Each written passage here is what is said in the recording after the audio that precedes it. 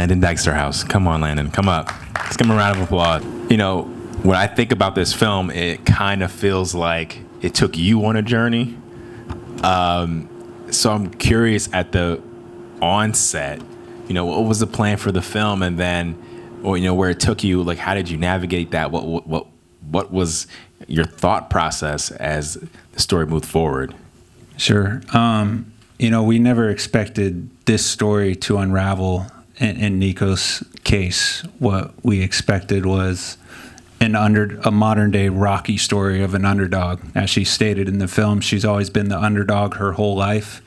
Being from the reservation, they don't have a lot of resources to do a lot of the things many other people do, to have the opportunities to move forward with education and things like that. So her story, coming from Lukachukai Reservation, getting a chance to be on the Ultimate Fighter reality show for the UFC, and then I think she was ranked number 14 on the show, which is the last position in the reality show on the house, and she won it. And then her career took off from there. She became the first Native American UFC champion, and you know, she had always had tough cuts, but she had never missed weight before. So it was interesting because in the film, you know, as we're running around filming with her in Arizona and New Mexico and then Nevada and Dallas and LA, you know, it's one point early in the film, you know, meet me at the UFC Performance Institute. We're going to go, that's where I'm doing my weight cut. We didn't know that at the time. But of course, we went and filmed it and wanted to see some of the, you know, that was kind of like the montage footage, right? Where she's training, getting ready for her fight. And that's really essentially what we went there to get, all the cool tests with the mask and, you know, sort of like, you know, how it was in Icarus. You know, you're seeing these testing and these metrics that are supposed to help you do something safely and do it better. And as you see, it took a left turn from there. And, you know, even with all that data and technology, Mother Nature and biology said no. That's not what the woman's body is made for, and there's just a lot of issues that come with that, as you can see there. I mean, you wore a lot of hats, no pun intended, in the film. Can you talk about sort of putting together the project itself? Because you know, it's a UFC story. It feels very high profile, but it feels like you're really intimate and like tight with the shooting. How did you decide that you wanted to approach the film? Yes. Being able to travel around with Nicco and stay close to her myself is what allowed us that intimate access, you know. As we get to the latter part of the film, in the hotel room where she's making that final, what they termed the water cut for the last 12 hours, and she had to lose, I think it was 15 pounds in that 12 hours, which just sounds ridiculous saying it. It was myself, her boyfriend, Steve, and of course, Clint, the dietitian. And for that, you know, being in those types of environments, in the sauna and all these things like that, it's not really, you're not going to really be able to bring a crew and a production unit to get that close and capture it in a verite style, like as it unfolds, you know. So that's what we like to do. That way, as the action happens on the screen, that's the real emotions they're feeling and with going that through. point, though, how do you navigate that? That's really tough. Like, is it like? Are you saying ethically? Well, I mean, not even while you're there in the room, and she might be like, "Oh, you know, Steve's there." Like, how do you feel about that? And then, I mean, the ethically side too, like everything about like those intimate moments. It's tough as a filmmaker. Yeah, she's very vulnerable there, and throughout the movie. But there's a few times where I asked Steve and Clint myself. I said, do you guys feel this is okay at this point? It's a little bit, I mean, I'm kind of wondering what the hell's going on here. This is not looking good. You saw on the one part in the sauna where the guy, you know, this is like a high-end country club's hotel and sauna. And when we came back there to try to cut again at 5 a.m. the next day on the day of weigh-ins, you see the guys in their towels getting ready to start their day. And they're walking up like, excuse me, should I call 911? I mean, the first guy came right up to me and said, what's going on? I said, you know, unfortunately, I'm not managing what's going on right here. I said, these two gentlemen are professionals. This is what they do. And so you might want to have a word with them, As a documentarian, our approach is a fly on the wall approach, be an observatory. And that's how I tried to stay throughout the process, stay true to that. God forbid a major catastrophe happen, but that's what those guys do. I mean, Clint from the UFC has a Cornell education, and you saw all the testing and the data that goes on, but just like a lot of things in life, you can try to justify it any way you want, but if it's not right, it's not right. And, the way they tried to force her into that fight before she was ready was an issue, because you hear the dietitian, Clint, go up to the matchmaker, Mick, and to the brass of the UFC, we should take the later date. So that's what they're trying to do. Said, no, we got a pay-per-view. And then that brings me to the next point, which is, is there a narrative there to have a different face as the 125-pound champion? Valentina, she's blonde hair, blue eyes, speaks 5 different languages. What's better for the brand? The commodification of, these athletes and fighting. And so that's for anybody to draw from. But, we try to present all sides of the story, too. You see Nicco's camp make a lot of mistakes leading up to the fight, sending her on a trip for an appearance and she didn't get paid, wasting a couple crucial days leading in. And each day, she had to cut like 2 pounds, 2.5 pounds, which is crazy too. So we tried to open it up fairly to both sides, but again, it's up to people to determine, Yeah, I want to ask one more question before I open up to the audience and give you guys the opportunity to ask questions. You handle it down the road pretty well, but it ultimately kind of felt like this is kind of this investigative story now. You might not have set out to do that, but it does feel a bit investigative. How did you actually navigate that? It still feels like a bit like, would the UFC feel good about this? Like, there is this sense that this is now a journalistic piece. How's the reception been? Do you feel any tension? Just things that are happening up till 2-3 months ago. So, where do you feel about the project going forward, and do you feel like it has this journalistic life that it needs to? It's not just individual story. That's an interesting question, and the idea is not to expose anybody or ruin anybody in any type of way, because we're fans of the UFC. That's why we've done projects with multiple UFC fighters, and we had that access with them. So, we have cleared those hurdles because that's how we were in the UFCPI. You have to get permission to go in there and film and do all those things. So I think the bigger conversation that needs to be had is, how can we make things better going forward with safety and regulatory things and health insurance and fighter pay? And it's also a microcosm to how our society looks, right? With people working 2-3 jobs and not even being able to take care of themselves and have their own health insurance. So, but the UFC does well. It's a $1 billion industry, and so you wonder, can things be better moving forward, and can something like this film be a tool to do that? Very, very well said. Are there any questions on the audience? Right. Yeah. The first time you've gone through that, how do you?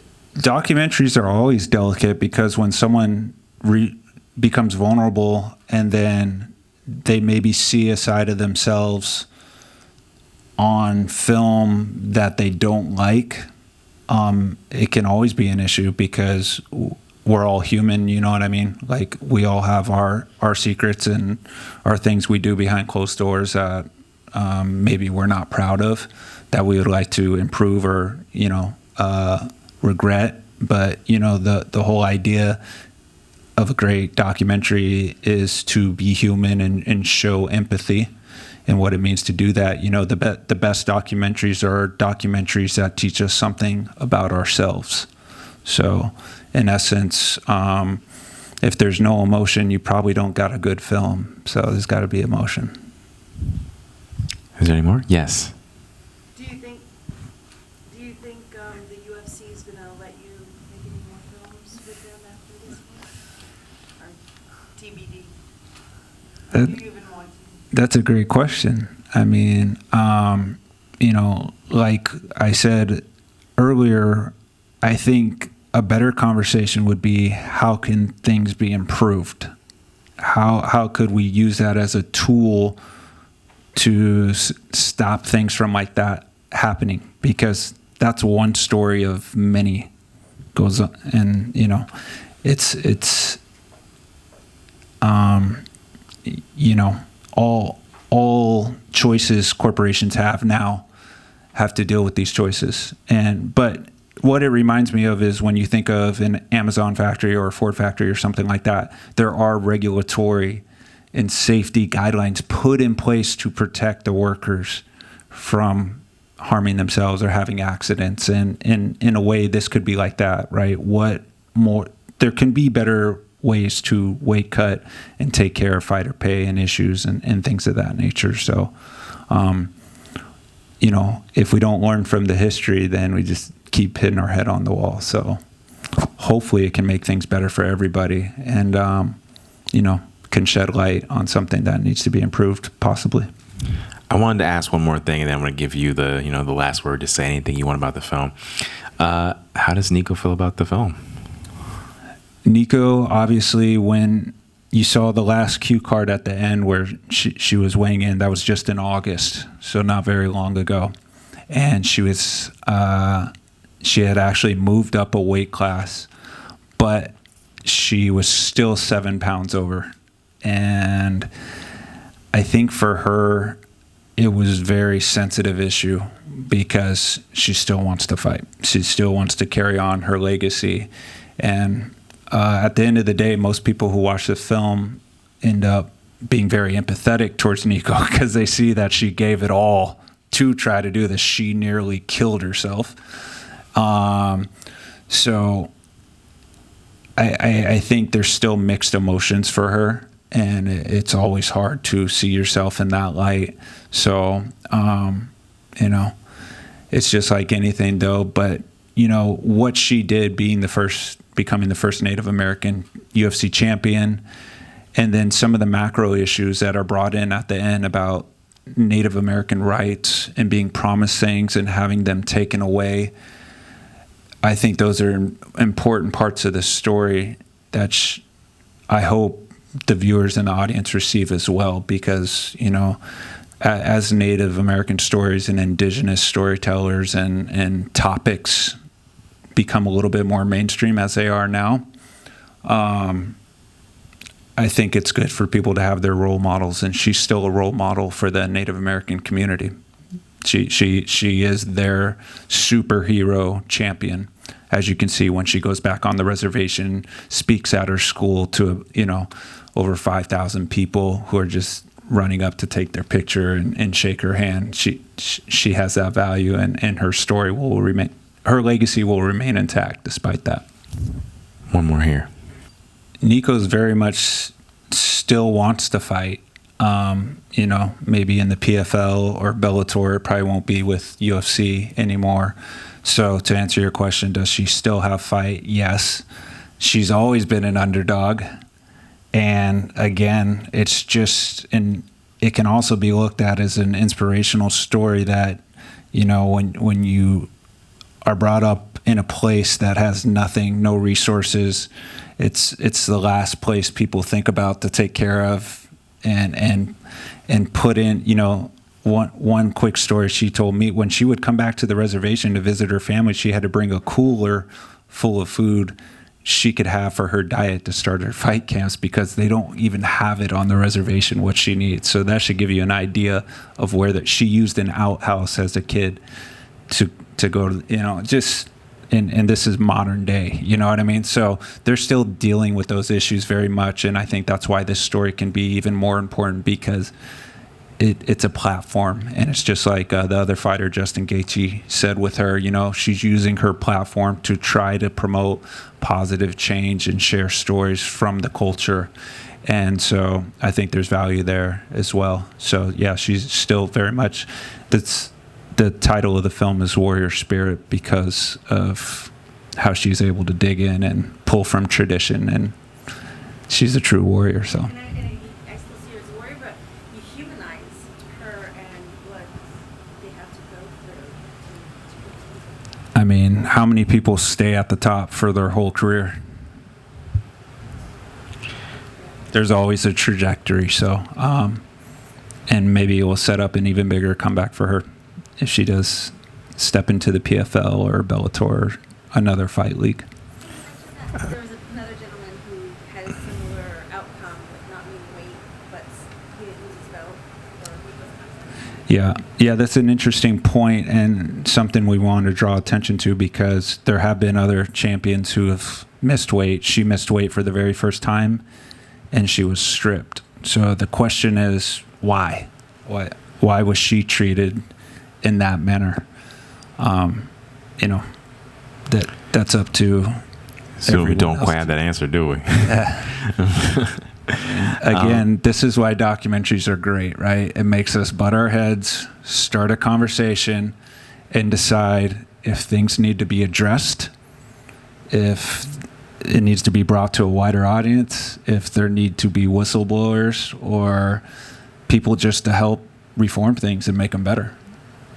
It's very well said. I would love to give you one more opportunity to sort of close this out with any last thoughts, even though that was pretty profound, but you got one more chance if you'd like to say anything else. Well, you guys tell me with a show of hands, did you guys think her story is an important story to tell, or was it? Yeah, we appreciate Doc NYC for having us and giving us a platform to share her story. It is a touchy subject. Obviously, the UFC is a very popular league and franchise, and we're not here to diminish anybody. We're here to tell a story and hopefully make things better, and also try to inspire the people that look up to her, because she did do something that no one else has done from her community, and that's also important. So hopefully everyone can grow and prosper from that. Love it, man. Landon, thank you so much for being here, man. Thank you, guys. It's a pleasure. Love the film, and just appreciate you being here, man. I appreciate you, Brandon, too, for Thank you, man. bringing us out. Of course.